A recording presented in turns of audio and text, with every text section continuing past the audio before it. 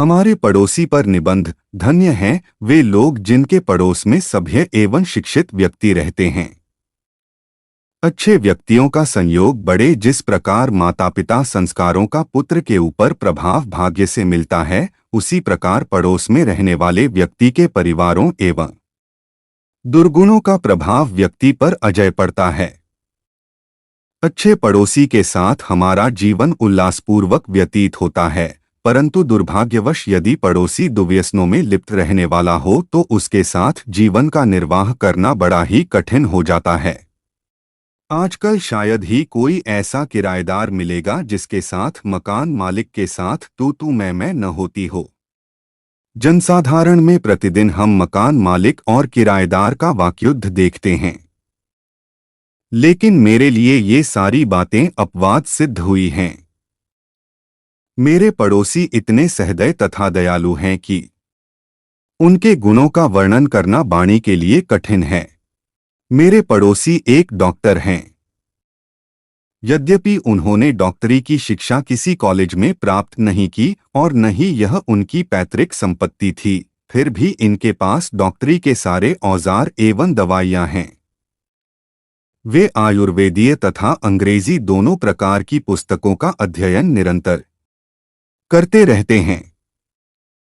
स्वतःध्ययन एवं परिश्रम के बल पर उन्होंने बड़े बड़े सर्जनों के दांत खट्टे कर दिए हैं।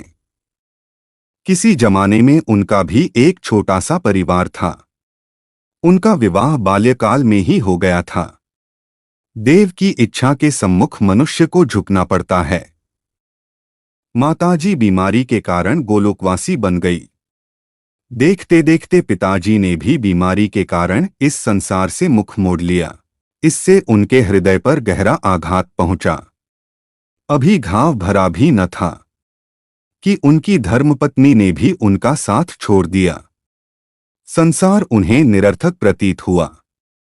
उन्होंने व्यथित हृदय से मन ही मन प्रतिज्ञा की कि मैं डॉक्टर बनूंगा और जीवन भर एकाकी रहकर जनता का दुख दूर करूंगा। तभी से वे निरंतर अपने उद्देश्य के प्रति प्रयत्नशील हैं। वे जब भी किसी से मिलते हैं सदा हंसकर बात करते हैं। उनकी वाणी बड़ी ही मधुर है तथा उनका हृदय बड़ा ही उदार है। उनको कभी भी आलस्य में पड़े हुए मैंने नहीं देखा।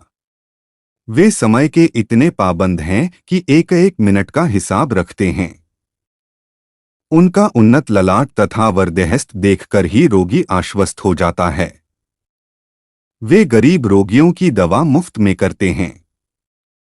धनी और निर्धन दोनों के लिए वे समान रूप से परिश्रम करते हैं। वे स्वयं घाटा उठा लेते हैं, लेकिन कभी भी पड़ोसी को कष्ट नहीं देते। मैं प्रतिदिन भावविभोर होकर उनके क्रियाकलापों को देखता रहता हूँ। Thanks for watching.